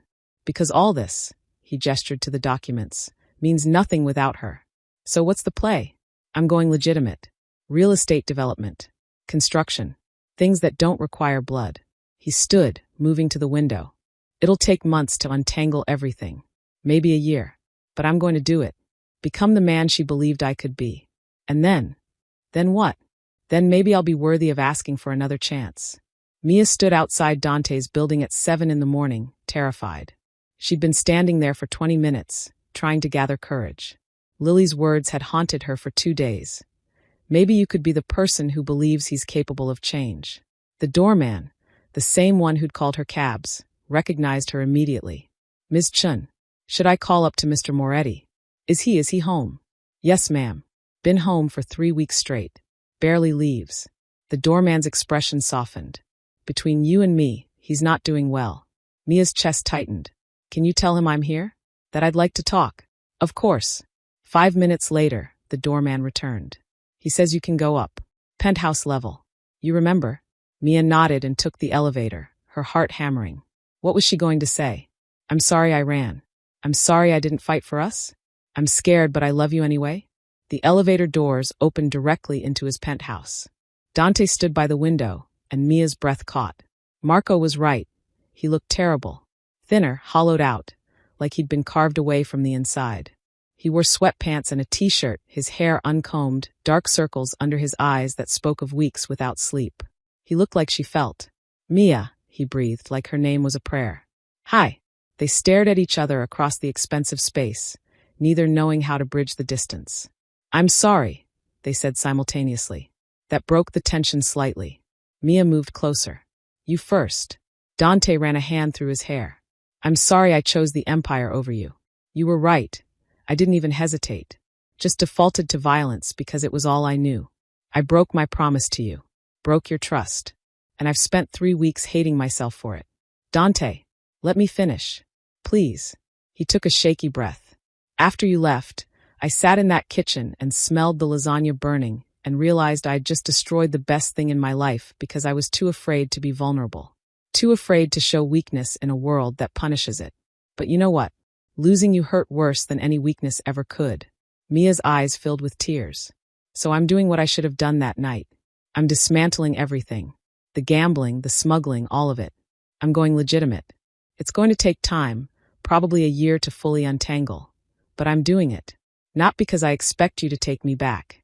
Not because I think this earns your forgiveness. But because you made me see that I was a slave to my empire, just as much as you were a slave to your 3 jobs. And I want to be free. You're really leaving that world? Mia whispered. I'm already gone. I've sold or transferred 90% of my operations in the last 3 weeks. By the end of the year, I'll be nothing but a real estate developer with a questionable past. He smiled sadly. Boring. Legitimate. Safe. Why? Because I want to be the man you saw that day in the kitchen. The man who struggled with garlic and talked about waking up next to you. That man is who I want to be, Mia. With or without you in my life. Mia crossed the remaining distance between them, stopping inches away. I'm sorry too. I ran instead of fighting for us. I gave you an ultimatum in the middle of a crisis instead of helping you find another way. I was so scared of getting hurt that I hurt us both. You had every right to run. I was exactly what you feared, a monster choosing violence. But you were also a man who just lost 3 people under his protection. A man facing an impossible choice. And instead of standing beside you, trying to find a solution together, I made it about me. About my fear. She touched his face, and he leaned into her palm like he'd been starving for her touch. I should have stayed. Should have helped you see there were other options. Should have been the partner you needed instead of just someone who judges from the sidelines. Mia, you don't have to. Yes, I do. Because Lily was right. I've spent 3 years being terrified to need anyone. And the first time I let someone in, I ran at the first real test. That's not love. That's just fear pretending to have standards. Dante's hands moved to her waist, pulling her closer. So what do we do now? We try again. Slower this time. With more communication and less running. She looked up at him. I can't promise I won't get scared. Can't promise I'll always know how to navigate your world or your past. But I promise to stay and fight instead of leaving. To be the person who believes you're capable of change. And I promise to actually change. To find solutions that don't involve violence. To let you help me become better instead of trying to do it all alone. His forehead pressed against hers. I love you, Mia-chan. I have since the moment you demanded your sister's photo back like I was just another obstacle in your already impossible day. I love you too. Even though you're impossible and controlling and sometimes infuriating. Especially because of that. Maybe. She smiled through tears. Definitely because you learned to mince garlic for me. And because you bought wildflowers at a farmer's market. And because you saw me when I'd forgotten what being seen felt like. Dante kissed her then, soft and desperate and full of promises. When they pulled apart, both were crying. Move in with me, he said again. For real this time. Bring Lily. Quit at least 2 jobs. Let me take care of you while you take care of yourself for once. That's a lot of change very fast. Then start small. Keep your apartment, but stay here on weekends. Let me make you breakfast before your shifts. Let me be part of your life instead of just watching from the shadows. He brushed away her tears. I don't need everything at once. I just need you. However you can give yourself to me. Mia thought about her shoebox apartment. About 3 jobs that were slowly killing her. About 3 years of survival mode and exhaustion and loneliness. Then she looked at Dante, broken, changing, trying, and saw a future that looked like hope. Okay, she said. Weekends first. Then we see where it goes. Weekends first, he agreed, pulling her close again. But fair warning, I'm going to try very hard to convince you to stay forever. I'm counting on it. They stood there, wrapped around each other, as morning light filled the penthouse. Outside, the city woke up.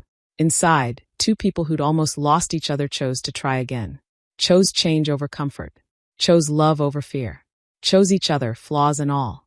1 year later, Mia woke to the smell of coffee and something burning. She smiled before she even opened her eyes, knowing exactly what she'd find in the kitchen. Sure enough, when she padded out of the bedroom, their bedroom now, in the penthouse that had become home 6 months ago, Dante stood at the stove, scowling at a pan of what might have once been pancakes. You're supposed to flip them before they turn black, she said, wrapping her arms around him from behind.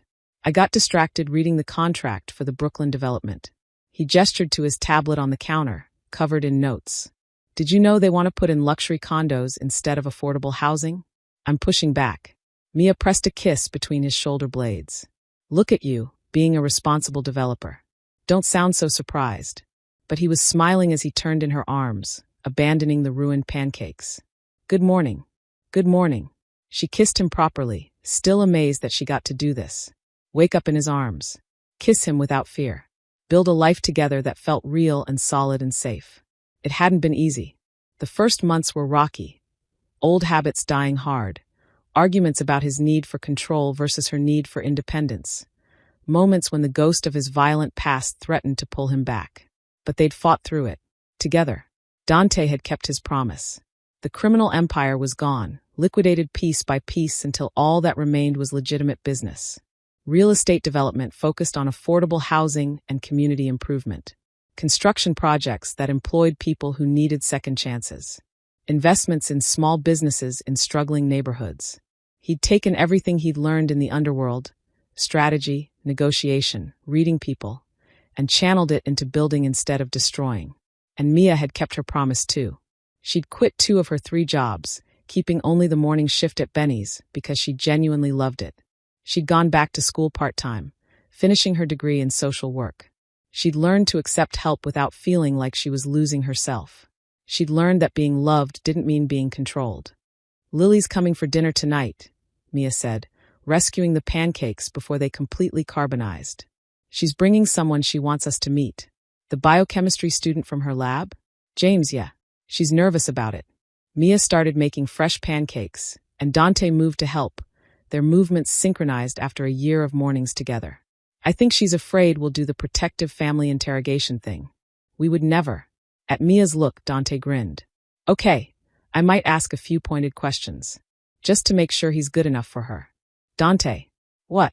I'm allowed to care about my future sister-in-law. The casual phrase made Mia's heart skip. Future sister-in-law. Implying a future where Dante and Mia were married. They'd talked about it, danced around it, but neither had explicitly said the word. Not yet. Speaking of family, Dante said, seemingly oblivious to the bomb he'd just dropped. Marco wants to know if we're coming to his daughter's christening next month. Of course we are. I'm not missing little Sophia's big day. Mia plated the pancakes. Perfectly golden this time. It's still surreal that Marco has a family. That you have normal friends now who do normal things like christenings. Is it weird that I'm better at negotiating million-dollar deals than I am at small talk about baby clothes? It's very weird. But also very you. She kissed his cheek. You're doing great, by the way. At the normal life thing. I'm proud of you. Dante pulled her close, pancakes forgotten. I couldn't have done it without you. You know that, right? Every time I wanted to go back to old patterns, old solutions, you were there reminding me there was another way. We saved each other, Mia corrected. You reminded me I was allowed to want more than survival. That I deserved rest and love and a life beyond sacrifice. They ate breakfast together, talking about their day. Dante had meetings about the Brooklyn project. Mia had classes and then her shift at Benny's. Normal, domestic, beautifully ordinary. Exactly what they'd both been searching for without knowing it. That evening, Lily arrived with James. A tall, earnest young man with glasses and an obvious anxiety about meeting Mia and Dante. You must be James, Dante said, shaking his hand with just enough firmness to be intimidating. Lily's told us nothing about you, which means you're either very boring or she's protecting you from us. Dante, Mia warned. What? I'm being friendly. James laughed nervously. It's fine. I'd be suspicious too if I were you. Lily's amazing, and I'm just a guy who spends too much time in a lab. A guy who's going to help develop new cancer treatments, Lily interjected, pride evident in her voice. He's being modest. They settled in the living room. The same space where Mia had first seen Dante breaking down after she'd left. Now it was filled with warmth and laughter, with Lily's textbooks scattered on one end table and Mia's poetry collections on another. A home built from broken pieces. Over dinner, lasagna, made from Sophia's recipe, perfectly executed this time. They talked and laughed. James gradually relaxed as he realized Dante wasn't actually planning to interrogate him. Lily glowed with happiness, her hand occasionally finding James's under the table. Watching her sister so happy, so free from the weight that had defined their lives for 3 years, Mia felt tears prick her eyes. You okay? Dante whispered, his hand finding hers. Yeah, just look at her. She's exactly what Mom and Dad hoped she'd be. Brilliant and happy and surrounded by people who love her. Mia squeezed his hand. We did it. We actually did it. You did it. I just helped with the last part. No, we did it together. That's how we do everything now. After dinner, they took coffee onto the balcony. All four of them, wrapped in blankets against the October chill. The city spread out below them, millions of lights representing millions of lives. Somewhere down there, people were struggling like Mia had struggled. Somewhere, people were clawing their way towards something better. And up here, in this moment, for people who'd found their way through darkness, held coffee cups and told stories and built memories. I have something to tell you, Lily said suddenly, nervousness creeping into her voice. James and I, we're getting married. Mia nearly dropped her coffee. What? When? How long have you been engaged? 3 days. And before you panic, we're not getting married until after I graduate. We're talking about a summer wedding, maybe outdoors, something small. Lily looked at Mia with eyes that held both joy and fear. Say something. Please. Mia set down her coffee and pulled her sister into a fierce hug. I'm so happy for you. So happy. He better treat you right, or I'll have him disappeared by my non-existent criminal contacts. Dante supplied helpfully. I was going to say kill him myself, but your way works too. They all laughed, and James looked relieved. I promised to treat her like the incredible person she is, and to never give you a reason to consider murder. Smart man, Dante said approvingly. After Lily and James left, promising to come back for wedding planning soon, Mia and Dante cleaned up together in comfortable silence. You know what today is? Mia asked as they loaded the dishwasher. October 15th, the anniversary of my parents' death, and the anniversary of the night we met. She turned to face him. 3 years ago, I lost everything. 1 year ago, I almost lost you. And today, my sister got engaged, I'm finishing my degree, and I'm standing in a kitchen with the man I love, doing dishes and feeling happier than I ever thought possible. Dante dried his hands and pulled her close. Life is strange like that. How the worst days and the best days can share the same date. How the moment you think you're losing everything can be the moment before everything changes. Is that your philosophical way of saying you're glad your car almost hit me? I'm saying I'm glad fate, or bad weather, or whatever cosmic force controls these things, put you in my path that night. Even if it took us a year of mistakes and pain and learning to get here. Mia rested her head against his chest, listening to his heartbeat. Steady. Real. Home. I want to show you something, Dante said suddenly. Wait here. He disappeared into the bedroom and returned with a small box. Not a ring box, something different. He handed it to her, and Mia opened it carefully. Inside was a key. Not to his penthouse, she already had that. This was older, more worn. It's the key to the garden, Dante explained. The one in Brooklyn where I took you, where my mother used to take me. His voice was soft, vulnerable in the way it only was when they were alone. I've decided to expand it, make it a real community garden. Somewhere people can come and remember that the world can be beautiful. I'm calling it Sophia's Garden, after my mother. Tears blurred Mia's vision. Dante, that's perfect. I want you to help me plan it. Choose what we plant, how we set it up, who we hire to maintain it. I want it to be ours. A place we build together. He cupped her face. Like this life we're building. Like the future I hope we're building. The future. Mia's heart was racing now. Dante took a breath, and suddenly he was the nervous one. I know we said we'd take things slow. And we have. It's been a year, which is practically glacial by the standards of people who fall in love after a car accident. But Mia, I'm done going slow. I'm done pretending I don't know exactly what I want. He got down on one knee. Mia's hands flew to her mouth. I don't have a ring yet. I wanted to ask you first, let you choose what you wanted instead of assuming.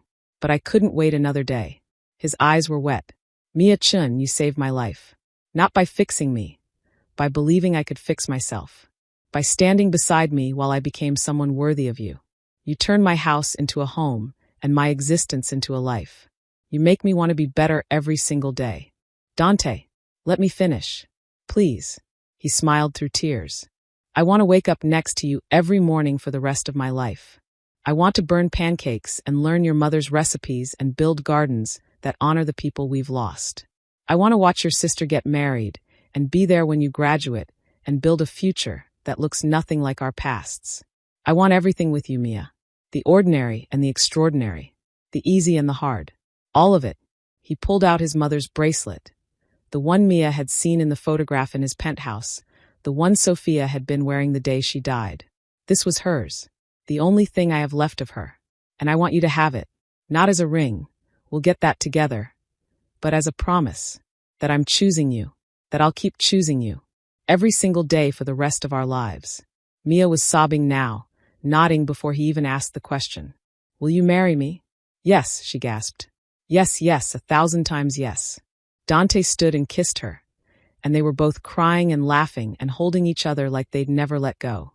He fastened the bracelet around her wrist, delicate silver with a small charm in the shape of a cherry blossom. I want to do with you what spring does with the cherry trees, Mia quoted through tears, remembering the Neruda poem she'd recited at the lake.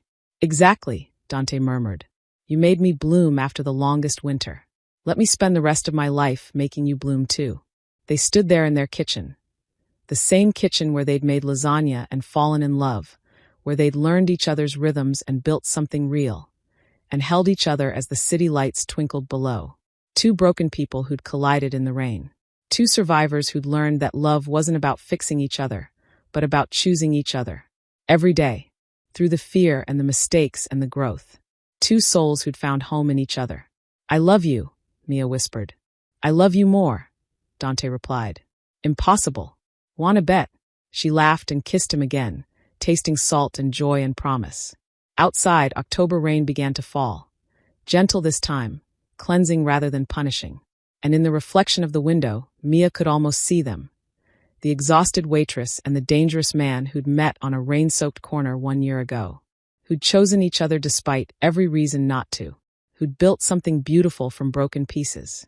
Who'd learned that the moment you think you're losing everything can be the moment before everything changes. And sometimes, if you're brave enough to stay, those changes look exactly like love. So here's my question for you. What's a moment in your life that felt like an ending but turned out to be a beginning? Sometimes our biggest transformations come from our hardest moments. Share your story below. I'd love to hear it.